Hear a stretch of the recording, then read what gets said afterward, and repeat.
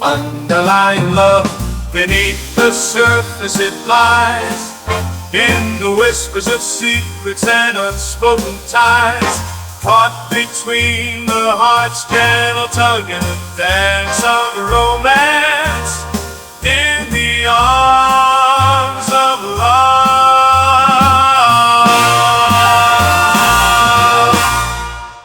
You are listening to Bradley Barkhurst's Underlying Love, a Worthington, Ohio mystery.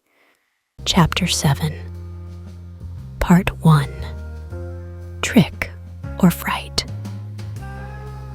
Thursday morning came reluctantly, as Elizabeth wanted nothing more than to hide under the covers. But duty called, so she rose to dress herself and prepare breakfast. Even oatmeal and tea could not revive her mental acuity. The surrealness of the previous night seemed now like a strange dream in the mundane light of day.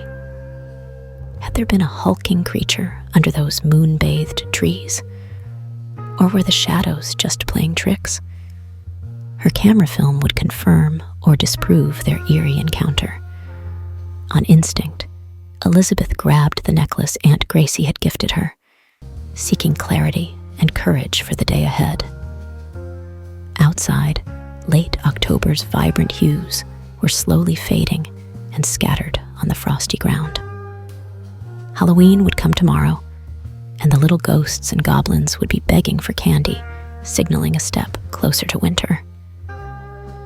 The seasons never paused their endless cycle, unaware of Worthington's struggles.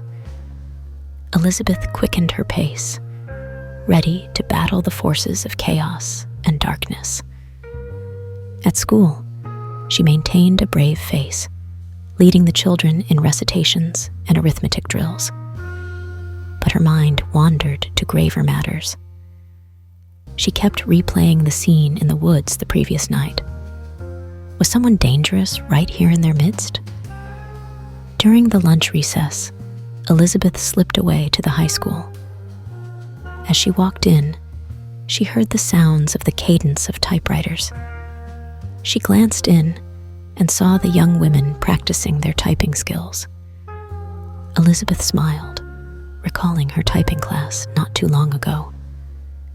"Miss Russo!" exclaimed a young man's voice.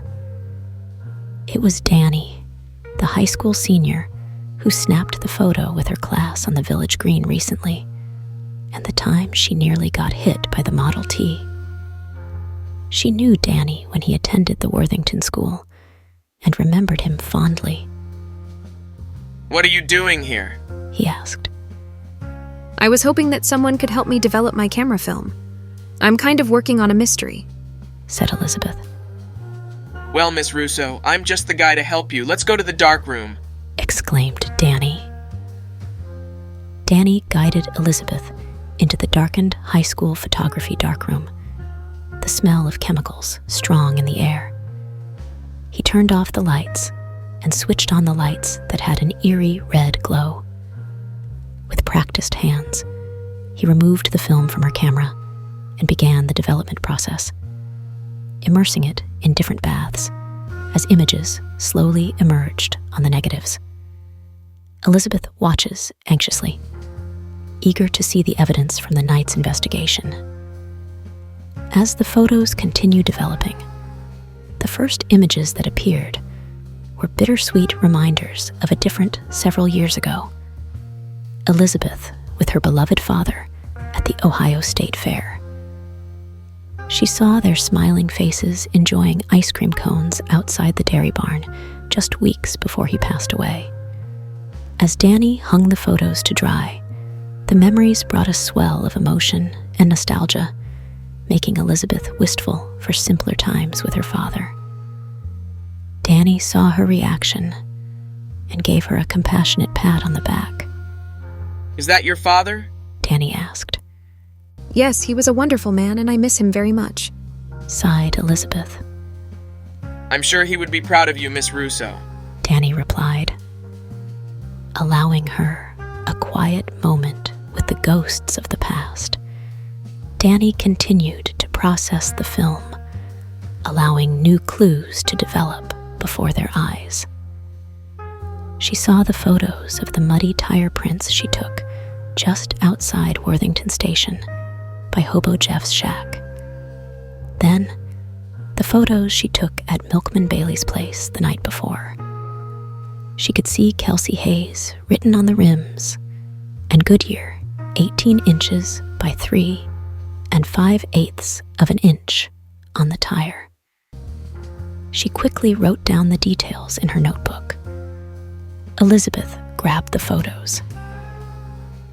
Thank you, Danny. I appreciate this, said Elizabeth. Anything for you, Miss Russo, said Danny, blushing. Elizabeth then hurried back to the elementary school. She was anxious for the school day to end so she could follow up on this new evidence. Finally, the last bell rang and the students rushed out. Elizabeth met Betty waiting on the village green. She eagerly showed Betty the photos Danny had developed. Betty held up the shots of the mud tracks and the photos taken at Bailey's house, scrutinizing them closely. Remarkable. These are a match to Milkman Bailey's tires from last night.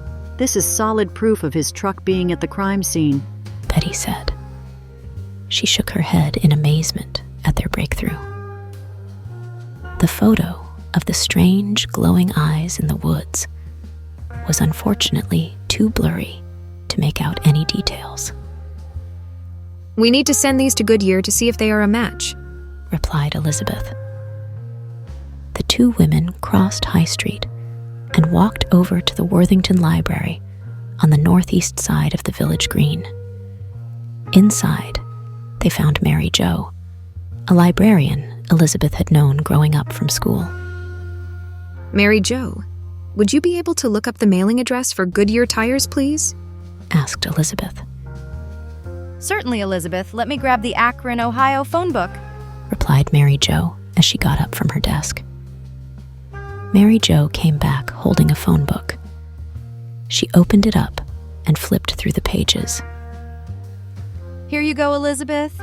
This is the address for Goodyear headquarters, said Mary Jo as she pointed to the address with her index finger. Elizabeth quickly wrote the address down in her notepad. Thank you, Mary Jo, said Elizabeth. No problem. I hope you find what you are looking for, replied Mary Jo.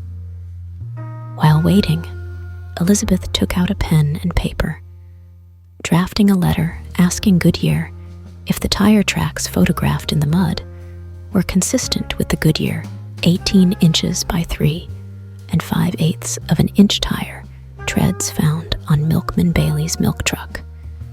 If so, are these types of tires common on other types of vehicles? She placed the photos and letter into an envelope. Okay, Betty, let's walk over to the Worthington post office to get this letter mailed, said Elizabeth. Sounds like a plan, Betty replied with a grin. As Elizabeth and Betty walked out of the library, the Worthington newspaper on the counter caught their eye. The front page headline read, "Milkman Bailey of Gabble Dairy found dead." Elizabeth and Betty gasped and grabbed the paper. According to the article, Milkman Bailey's body had been discovered inside his house. Police suspected he tripped down his stairs and hit his head during the night.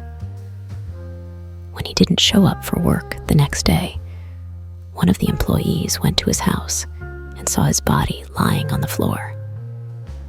This is unbelievable, Elizabeth muttered as they scanned the story. First Mr. Collins, now Milkman Bailey.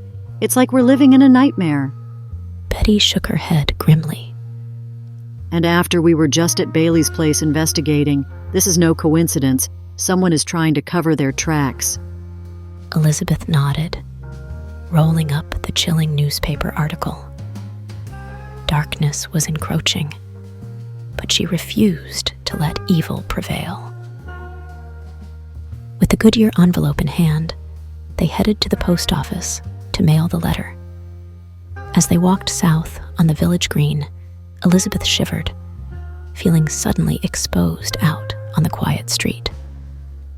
The safe predictability of life in Worthington now seemed fractured beyond repair. What sinister forces were at play in their once peaceful village? As the two approached the Worthington Savings Bank, they looked up at the looming water tower that stood behind the bank. At least the water tower is looking over us, chimed Betty. The two stopped at the Red and White to buy Halloween candy for the following evening. Inside, John was working behind the counter. He greeted them warmly. Good evening, Elizabeth. Smiled John. How was your day? Informational, replied Elizabeth, holding the letter. Elizabeth and Betty grabbed some Hershey's chocolate bars, ribbon candy, and candy corn to hand out for Halloween. If only I found my Jell-O recipe, I could give that out to the children, said Betty, smiling. Gotta keep those kiddos happy and hopped up on sugar, John joked as he rang up the sweets. Oh, can you also throw in some stamps for my envelope, please, John? Elizabeth asked. Not a problem, Elizabeth, he replied. Elizabeth managed a polite smile despite her churning thoughts about last night's death. She didn't want to alarm John or spread rumors, so she stayed mum about the troubling headlines. After paying and placing the stamps on the envelope, Elizabeth and Betty continued to the post office down the street. Elizabeth dropped her letter in the outgoing mailbox, hoping for swift answers from Goodyear.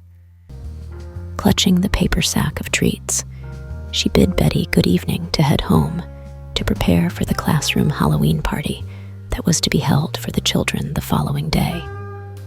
But inwardly, her mind raced with questions about who was behind the deaths shadowing Worthington.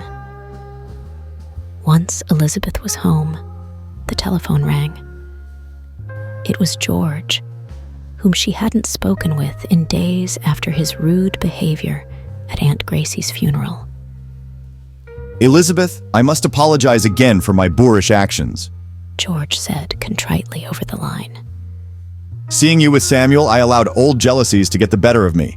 Can you forgive me? Elizabeth hesitated, but George did sound genuinely remorseful. I accept your apology, she replied. This has been a difficult time for us all. Quite right, my dear. Please allow me to make it up to you over dinner Thursday evening. There is a new restaurant that just opened in North Columbus, George offered. Despite her lingering hurt, Elizabeth acquiesced, hoping they could reconcile and move forward. All right, dinner Thursday then. They exchanged stilted goodbyes before hanging up. Elizabeth sat pensively for a moment, doubts resurfacing about their compatibility. But she resolved to give George another chance and try enjoying a pleasant evening together. For now, distracting herself with Halloween preparations was a welcome relief from both relationship woes and the pall cast over Worthington.